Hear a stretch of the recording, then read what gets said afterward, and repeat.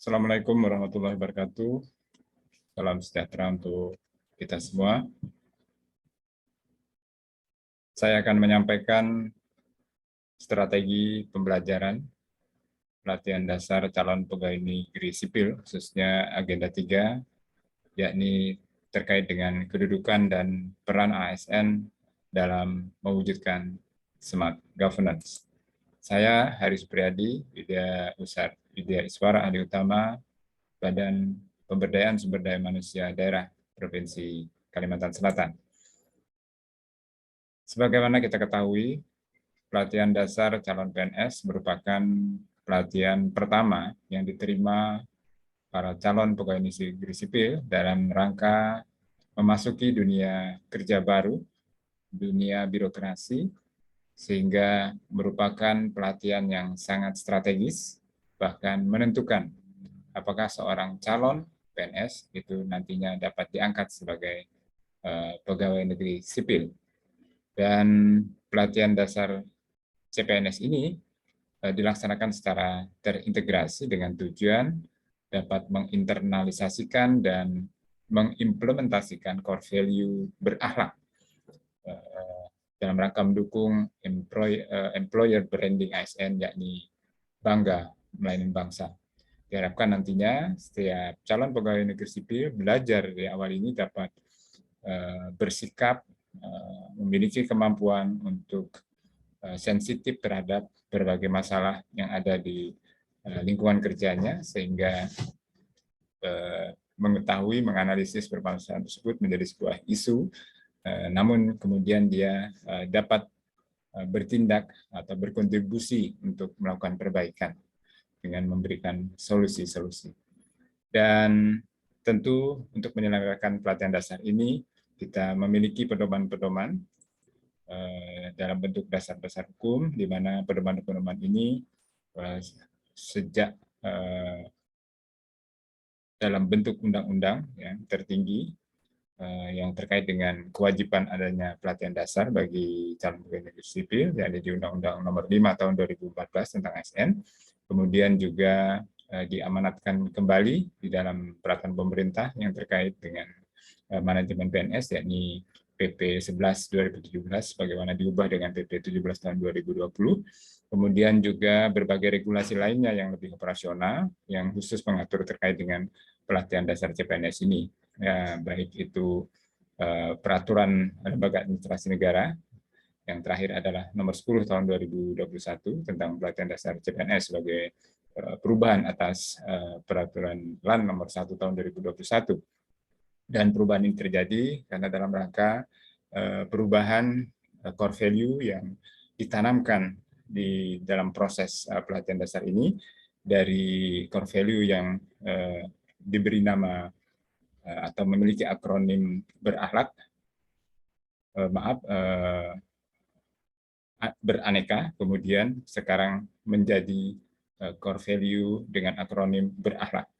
Dan proses penyelenggaraannya ini diatur dengan pedoman keputusan Kepala LAN, ini pedoman penyelenggaraan LASAR, jadi keputusan Kepala LAN nomor 13 tahun 2022, dan kemudian juga bagaimana kurikulum dari pelaksanaan LASAR ini diatur dengan keputusan Kepala LAN nomor 14, dan terakhir ada tahun 2022, nomor 14 tahun 2022.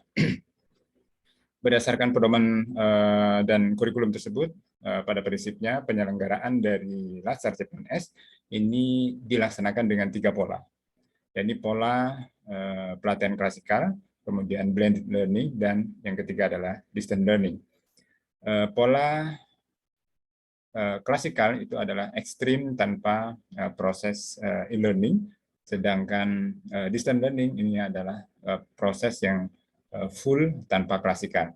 Jadi ini adalah dua ekstrim, kemudian di antara kedua ini ada pendekatan yang merupakan kombinasi atau blended dari kedua pendekatan ini yang disebut dengan blended learning, dan kombinasi atau blended ini merupakan pendekatan atau pola yang paling diutamakan, dan diharapkan semua penyelenggaraan pelatihan dasar bisa menerapkan pola blended learning ini. Sedangkan pendekatan klasikal serta distance learning ini dilaksanakan atau diselenggarakan hanya pada kondisi-kondisi tertentu setelah mendapatkan izin dari lembaga administrasi negara. Selanjutnya kita perlu melihat kurikulum dari pelatihan dasar CPNS ini, dan pada prinsipnya struktur kurikulum ini dibagi menjadi dua kelompok besar, yaitu kurikulum terkait dengan pembentukan karakter PNS, dan yang kedua adalah kurikulum terkait dengan penguatan bidang tugas. Pada kurikulum pembentukan karakter PNS ini dibagi menjadi 4 agenda, sedangkan kurikulum pada penguatan bidang tugas itu dibagi menjadi 2 agenda. Nah, kita akan secara khusus mendalami lebih jauh adalah kurikulum pembentukan karakter PNS yang di dalamnya terdiri dari 4 agenda. Dan keempat agenda ini, yakni agenda pertama terkait dengan sikap dan perilaku bela negara, kemudian agenda kedua terkait dengan nilai-nilai dasar PNS, yang dalam hal ini menerapkan value atau core value berakhlak. Dan kemudian agenda ketiga adalah kedudukan dan peran PNS dalam rangka mewujudkan smart governance, serta agenda keempat adalah agenda habituasi. Dan keempat agenda ini adalah sebuah proses yang ditempuh oleh peserta dalam rangka penerapan prinsip pembelajaran yang menjadikan para peserta itu adalah para pembelajar. Jadi mereka lah yang pada prinsipnya sebagai learner yang berusaha menguatkan pengetahuannya, tidak hanya pada level mengetahui, kemudian comprehend atau memahami, tapi sehingga pada tahap mereka bisa menghasilkan sesuatu atau meng-create sesuatu pada level tertinggi dari proses pembelajaran. Dan keempat agenda ini sekali lagi merupakan sebuah proses yang terintegrasi, saling mendukung, menguatkan, dan perlu ditempuh secara bertahap, tetapi juga tidak lepas dari tahapan-tahapan sebelumnya. Dan secara khusus kita akan mencoba menyusun bagaimana strategi pembelajaran untuk agenda yang ketiga, yakni kedudukan dan peran PNS dalam mewujudkan smart governance. Dan untuk itu maka strategi delivery yang kami tawarkan adalah terkait dengan bagaimana pendekatan-pendekatan yang bisa diterapkan, kemudian jadwal dan alokasi waktunya, kemudian bentuk aktivitas apa yang bisa diterapkan sesuai dengan pendekatan dan waktu tersebut, serta kemudian dibantu dengan media dan alat bantu yang efektif, yang relevan dengan pendekatan serta waktu yang sudah ditentukan.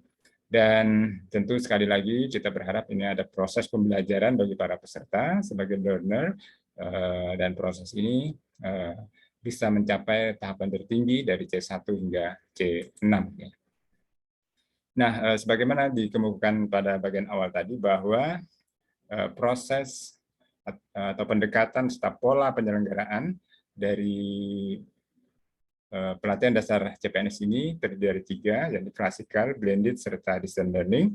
Maka strategi delivery-nya juga harus kita sesuaikan, dan kita perlu melihat alokasi waktu yang disediakan, ya, alokasi waktu serta bagian atau komponen mana dari sekuen proses pembelajaran itu, baik di klasikal, blended, maupun distance learning ini. Dan jika kita cermati dari pedoman penyelenggaraan serta kurikulum, maka kita bisa melihat bahwa di metode klasikal, maka proses pembelajaran untuk agenda 3 itu akan disediakan pada hari ke-14, hari ke-13 dan ke-14. Kemudian di proses blended yang merupakan gabungan, sehingga juga diselenggarakan dengan kombinasi dari 3 pendekatan, yakni MOC, kemudian e-learning, serta klasikal. Nah, kita perhatikan di sini bahwa di MOC itu ada pada hari ke-12 dan ke-13, kemudian pada proses blended yang diselenggarakan secara e-learning, itu baik sinkronus maupun asinkronus, itu ada pada hari ke-8, 9, dan 10, sedangkan di tahapan terakhir dari blended dalam pertemuan langsung atau klasikal, ini adalah di hari ke-4. Sedangkan pada pendekatan distance learning, kita juga melihat adanya penggunaan MOC, di mana untuk agenda ketiga ini dijadwalkan pada hari ke-13, 14, 15, hingga ke-16, sedangkan di proses e-learning-nya itu pada hari ke-12 dan ke-13. Untuk itu, dari jadwal-jadwal ini kita perlu memanfaatkan sedemikian rupa sehingga kita bisa mencapai hasil yang maksimal. Dan untuk itu kita melihat bahwa banyak pilihan tentunya aktivitas atau kegiatan atau metode atau pendekatan yang bisa kita gunakan dalam proses pembelajaran. Dan antara lain adalah yang bisa kita tawarkan misalnya melalui self learning tentunya. Jadi kita akan selalu dorong para peserta untuk belajar sendiri, menggali pengetahuan baik yang sudah disediakan di LMS maupun sumber-sumber lainnya. Kemudian juga kita membantu peserta sebagai fasilitator dan tutor untuk melakukan penguatan dan penajaman dengan memberikan penyampaian materi, konsep, contoh, kasus, serta melakukan konfirmasi, kemudian juga mungkin memberikan pendapat atas tanggapan atau saran masukan atau pendapat atau informasi yang disampaikan oleh peserta. Dan kemudian untuk mendukung penguatan dari proses pembelajaran ini dan sebagai bentuk evaluasi juga kita bisa memberikan penugasan tentunya kepada para peserta, dan kita coba desain agar penugasan-penugasan ini juga bermanfaat bagi peserta dalam konteks proses pembelajaran selanjutnya, yakni untuk mendukung rencana aktualisasi dari para peserta. Karena itu kita bantu, karena Agenda 3 merupakan sumber dari isu untuk proses aktualisasi, maka kita bisa tugaskan kepada peserta untuk melakukan identifikasi, deskripsi, kemudian menapis, menganalisis, dan menemukan alternatif solusi dari permasalahan atau isu yang dihadapi oleh organisasinya. Dan kemudian tentu ini kesempatan yang baik kita melakukan diskusi dengan peserta. Kenapa? Karena di samping manajemen ASN yang mungkin lebih banyak kita yang akan berdiskusi menyampaikan pendapat atau informasi, tetapi di dalam mata pelatihan yang kedua, yakni berupa mata pelatihan Smart ASN, maka berbagai pengalaman, pendapat, informasi yang dimiliki oleh peserta mungkin akan cukup banyak. Nah, karena itu kita diskusi untuk melakukan berbagi pendapat, pengalaman, serta mendapatkan contoh-contoh pelaksanaannya. Kemudian juga kita melakukan proses evaluasi melalui tugas yang kita berikan kepada peserta dalam bentuk refleksi berupa learning journal, dan ini proses pembelajaran yang dapat dilakukan oleh peserta, dan kita bisa tawarkan kepada peserta untuk membuat learning journal dalam bentuk rekaman voice di MP3 maupun lengkap dengan video di MP4. Dan terakhir tentu bentuk aktivitas yang tidak kalah pentingnya adalah kita melakukan evaluasi bagaimana kemampuan peserta, keterlibatan, partisipasi, ya, kerjasama para peserta dalam proses penyelenggaraan ini, dan itu kita lakukan dengan melakukan observasi atas semua proses yang kita lakukan. Dan demikian yang dapat saya sampaikan. Terima kasih atas segala perhatiannya. Mohon maaf atas segala kekurangannya. Assalamualaikum warahmatullahi wabarakatuh. Salam sejahtera untuk kita semua.